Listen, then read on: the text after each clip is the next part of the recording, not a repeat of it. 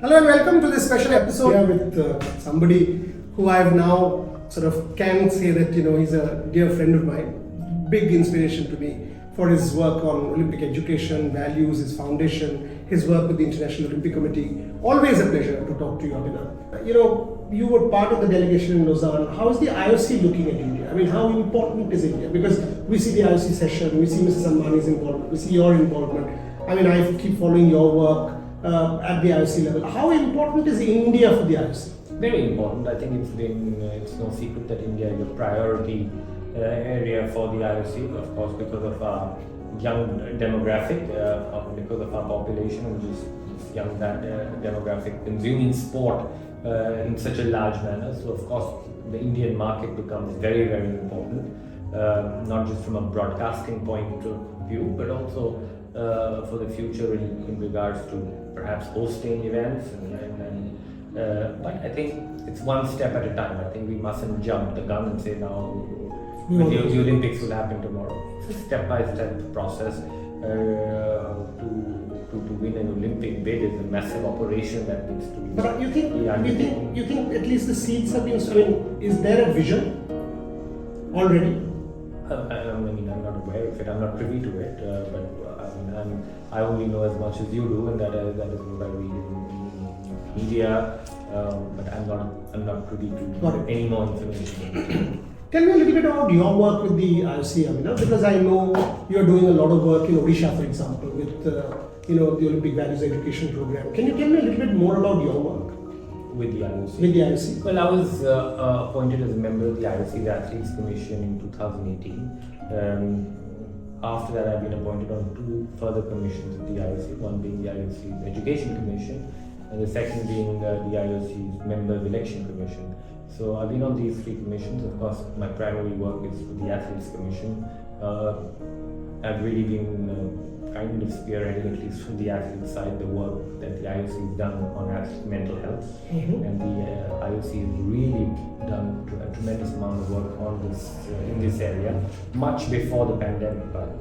So when the pandemic actually hit and there were so many troubles and mental health suddenly came in before, the IOC was very well ready with a lot of resources in hand, whether it be recognition tools, whether it be a hotline available to athletes both at the games in Tokyo and Beijing, whether it be getting extra accreditations available for safeguarding officers, whether it be really working on creating athlete-friendly resources both in the area of prevention but also in the area of destigmatization and really empowering the athlete community in this area. So there is a working group that I see athletes mental health working group which has been in play since 2017.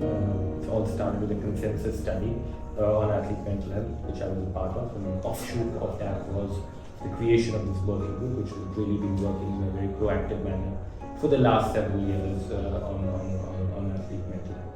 Of course, apart from athlete mental health, I'm involved in all the various activities of the Commission, whether it be athlete welfare, whether it be improving athlete experience, whether it be at the games, and whatever issues that come up in the Olympic movement. And talk to me a little bit about your foundation on top of this, because you've done serious work. I mean, the foundation, from what we've seen in the media, again, my understanding is you haven't met for a while. You've done some serious work with some 40,000 kids in Odisha, for example. Talk to me a little bit about your foundation. Well, my work is very quiet. It was exactly the way I like it. We work in three areas. We have three pillars of work. Our first pillar of work is intervention. We have given about 80 odd scholarships to athletes between the ages of 12 and 16. Our scholarship program is called STEAM. We incorporate science, technology, engineering, mathematics, and medicine in their training. Our second project under intervention is a project called Sport for Her.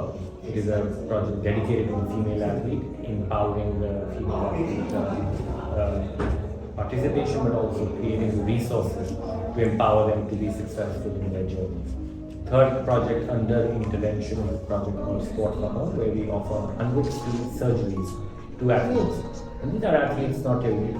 These are grassroots athletes who you would have never heard their names, who have access to absolutely no resources, no knowledge, and I think in the last quarter of the last year, we've actually conducted 50 odd surgeries, and then we provide an end-to-end solution, including the whole phase of rehab. Our second pillar is education. We have a Sports Science and Research Institute out of Bhubaneswar, where we give master's and bachelor's degrees in physiotherapy and sports science. In under education, along with our partners, the ELMS Foundation, we do a program on leadership in sport, where we have a program running with the University of Loughborough for governance in sport and empowering administrators. Third project under education is athlete mental health, bringing all those IOC resources into India and trying to create psychologically safe environments for athletes to participate in sport. The third, and for me personally the most important pillar, is using the power of sport for social good. If you remember, a couple of years back we did the refugee program, where Nicolo Camprani, where two of these refugees were part of the Olympic refugee team in Tokyo. That project is obviously ended after Tokyo, and currently our project is implementing the Olympic Value Education program in Odisha, in 100 schools currently in a pilot project. This is a program, an experiential learning program, where kids experience sport for both girls and boys. Experience sport, of course, the physical benefits that sport brings, but most importantly to imbibe Olympic values, to imbibe values that are so unique to sport, the Olympic values of excellence, respect and friendship, and of course the subset of those values, whether it be teamwork, whether it be bringing gender equality, whether it be bringing sustainability.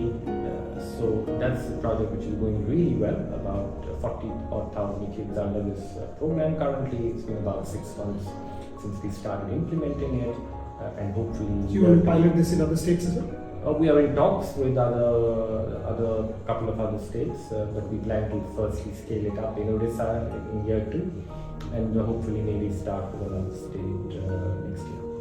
And if I move to performance, are you still sort of actively, do you follow your own sport? I mean, because we had a good World Cup, we had a good World Championship with Raj Patil, and do you still follow closely? Not very closely, but of course I follow the results. Yeah. I follow a few of the championships that happened, but it's not. I'm not completely immersed into it, because my perspective in sport has changed. I look at sport from a very different lens post my retirement from active sport. I was somebody who was obsessed with performance for 22 years, but I see the larger role that sport can play in society in this country.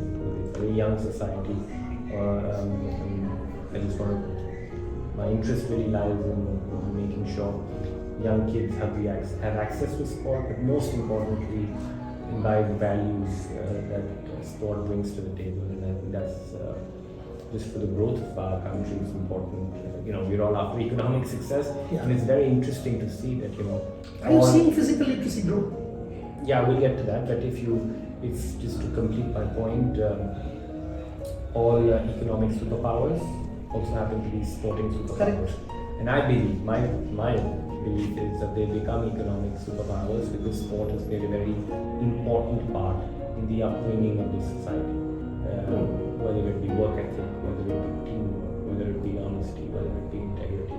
So these are aspects, which you cannot force down somebody's throat. People can only imbibe them through experiences, and only sport can bring these experiences to life in a very unique way.